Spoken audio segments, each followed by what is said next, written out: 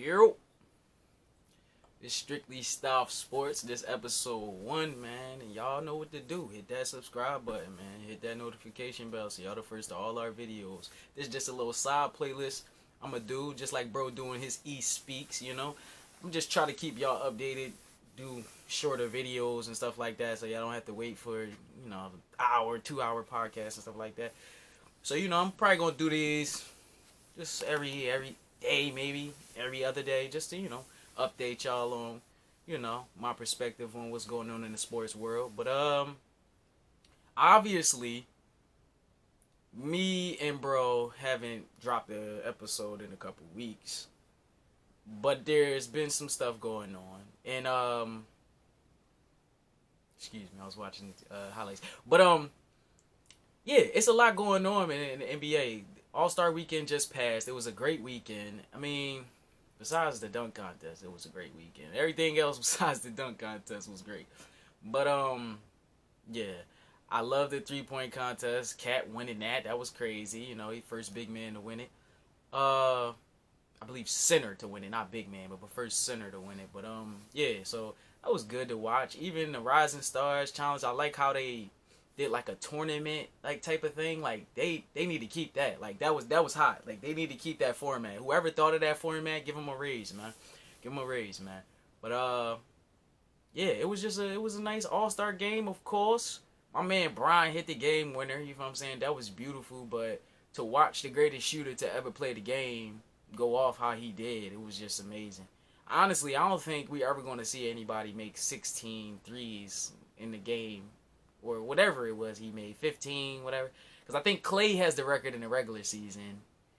But, in a playoff, I mean, not in a playoff, excuse me, in an All-Star game, you can get a little bit more of those off. So Clay's seems ridiculous, but we also know why he did what he did when you're playing with the great players that you're playing with. But neither here nor there. Steph won the first Kobe MVP of the All-Star game, which they had a nice trophy, and they gave him rings and everything this year, which I think that was hot. Maybe it'll motivate these players to, I don't know, maybe work harder and make sure you get to the All-Star game, or, flaunt that, All-Star MVP. I don't know. Maybe, who knows? Maybe it'll make it more competitive, but we all know we like the All-Star game format right now, so I was appreciative of everything that they gave us. But besides that, I had to get into a little bit of Sixers, man. Obviously, the elephant in the room is that James Harden had his debut, and then he had played his second game yesterday. All I had to say about this is, listen, man, I don't know how you can stop us. I don't know, because it's like you got to pick your poison. It's like, do you want to double James Harden? Do you want to double Embiid? So, I honestly believe we're going to be not undefeated. Let me stop. But unstoppable. You feel me? Like, it's going to get crazy for us. So, James, last game, had 29, 10, and 16 assists. It was just Embiid getting wherever he needed to get. All our shooters. I feel like the only thing that's probably we're going to need to work on, those shooters, man, y'all got to be ready to shoot, man. Quirky, Shake, George Niang, all y'all dudes, man, y'all got to be ready to shoot that rock, man. He getting y'all wide open. The only one I feel like is prepared to shoot is Tyrese Maxey. You feel me? So, at the end of the day, I think our shooters need to just, like I said, be ready.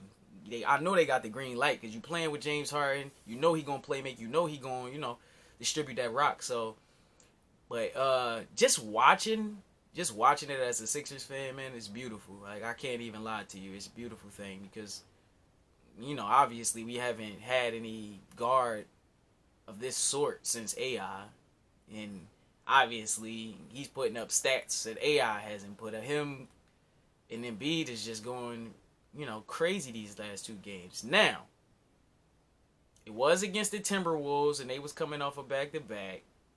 Then we just played the Knicks, which they're like the 11th seed or 10th seed. So, not really too much comp, which is what I'm kind of worried about, especially because the last game, it was like against that Knicks, like I felt like we were like winging it. a little bit. I don't want us to like get away from what we actually do and start like, move the ball, do what we do. You know what I'm saying? Like, let's not, oh, we got James Harden now, I'm gonna go crazy. Like, Embiid took a couple shots where I know you had to take those shots when James Harden wasn't there, but he's here now. Like, you don't have to do that, bro. You don't have to take them shots that you doubled and triple team. Like, you can actually kick that joint out now. Like, but I get it. He probably used to, you know what I'm saying, taking that shot or just, having to do everything. So I feel like it's gonna be an adjustment period for Embiid. But besides that, I just feel like I said, we gotta be the favorites in the East. I mean, I like the Heat. I like the Bucks, obviously. I like the Nets. When they get back healthy, I actually like them. I was kind of pissed off about the trade, but it's okay. We'll be fine. We'll be perfectly fine. But yeah, it's not that many teams in the East that I'm scared of. It's basically just the Heat, Bucks, and Nets, and I'm not really scared of the Heat, really, to be honest with you. Like, I think we'll fry them. We gonna cook the Heat, but the Nets and the Bucks, they have what they need. They have enough to beat us. Like, they have enough. Now, maybe they can't defend us, but they probably could score with us and that, because nobody can guard Embiid. That's always the problem. Nobody can guard Embiid. So, I mean, those first two games was beautiful, man. Like, I need my man Tyrese. I need him to work on his shot. He need to get out there with lethal shooter or something. Get out there with lethal shooter. Get that shot together. Danny Green has to go. Please, please, please, please let this man go. But, I don't know if y'all seen during the game, he looked off James Harden. And it looked like James Harden got a little pissed off. I think it was like the third, maybe quarter. I think it was the third quarter, maybe fourth quarter. But he looked him off for Tobias. And of course, Tobias didn't hit the shot. But it's just like, why are you looking off James Harden for Tobias? We know what Tobias is about.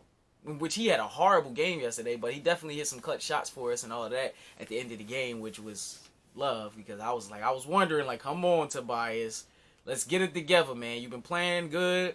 You was on a little roll before we got James Harden. Let's keep this thing going. Let's keep this ball rolling. You feel me? So, I mean, I just wanted to talk about that real quick. And then, obviously, the games last night, I had, there was Golden State and Dallas played. Golden State had the game won. Don't know what happened. I think Dallas went on like a 21-1 run or 21-2 run. It was ridiculous. Like, Steph was nowhere to be found. Like, it was just like they don't have enough. Now, you can say Draymond and when they come back, but every team in the A is dealing with that. So I don't want to hear that when we get healthy and da da da da da. I don't want to hear any of that. But yeah, so the Warriors got to get it together. They got to tighten up, man. That was a horrible loss last night. I wouldn't say horrible, but yeah, it was. You up by 20 something. You supposed to win that game. That was a good game. Spencer Dinwiddie looked like he fitting in perfectly in Dallas. Like, it was crazy. It was a good game. And then I'm trying to think of the other game that was actually on last night.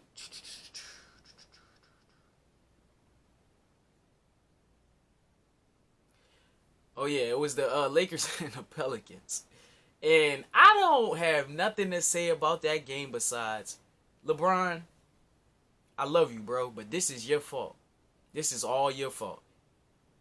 If you wouldn't put this damn team together. I don't know what you was thinking when you put the team together. I kind of do, because it's like, yeah, all right, I got some guys that's going, I got Russ, he going to always give his all, every play. I kind of got it a little bit. But now as you see them play and you watch them on the floor together, like, there's a reason why James Harden didn't want to play with him and KD didn't want to play with him. It's a reason why. Like, he's just not a winning point guard at the end of the day. So, I mean, the Lakers got smoked by the Pelicans.